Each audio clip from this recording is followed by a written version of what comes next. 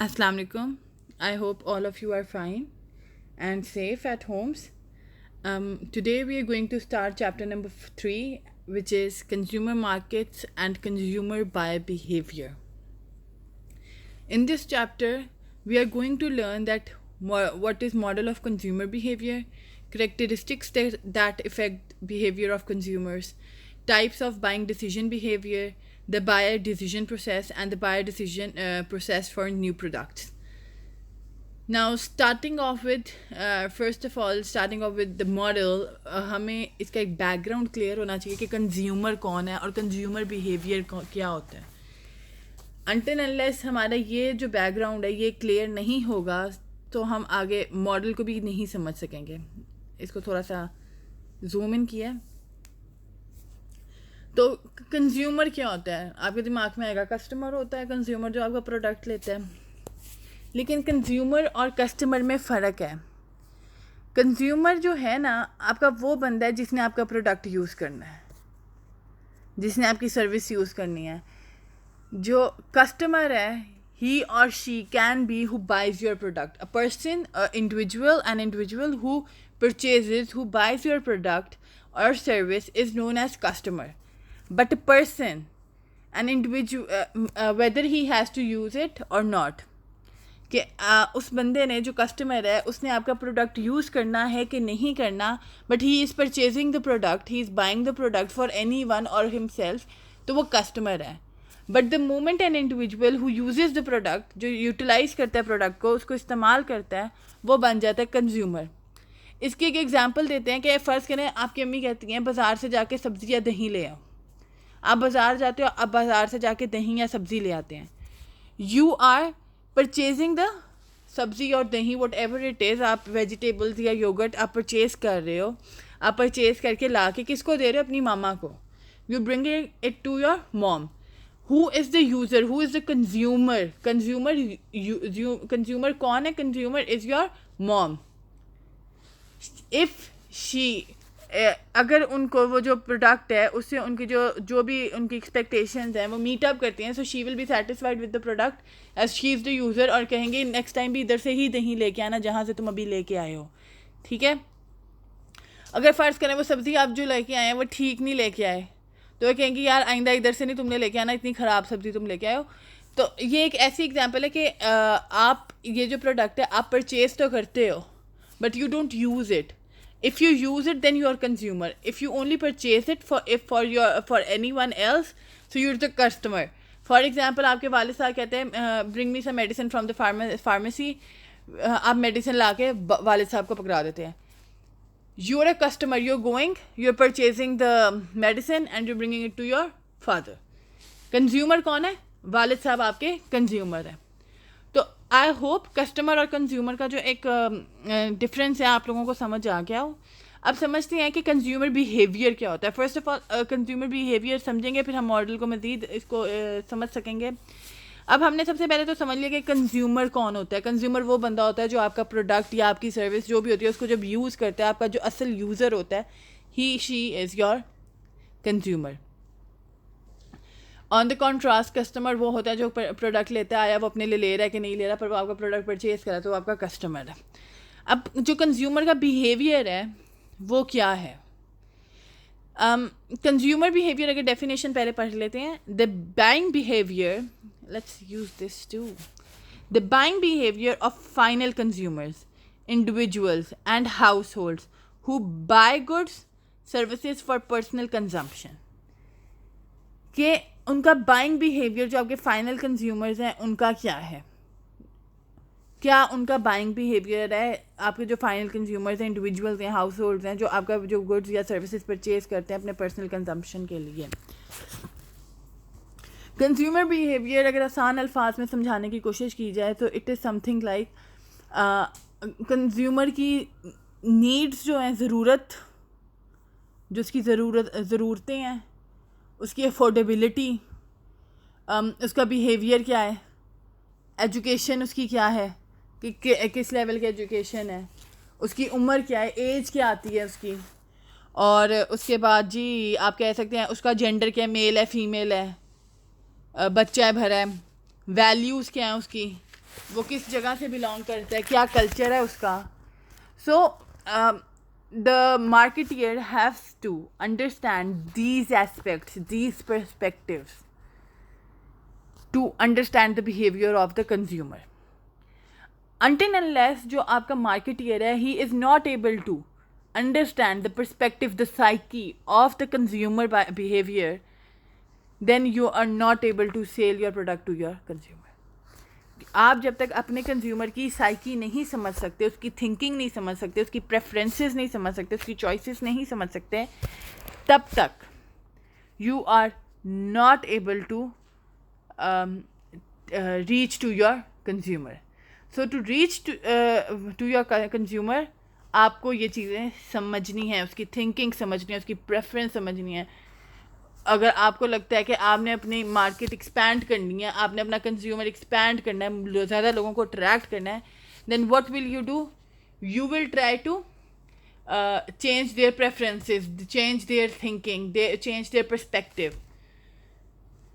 सो buying जो decision है, it is all dependent on the behaviour of the consumer.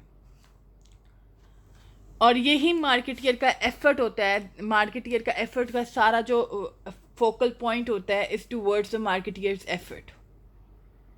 So companies who are successful now, they try to research on the consumer buying decisions, कि वो कैसे लेता है decision, उसके क्या aspects होते हैं, उसके जो कुछ क्वेश्चंस हैं, दैट्स व्हाट कंज्यूमर्स बाय.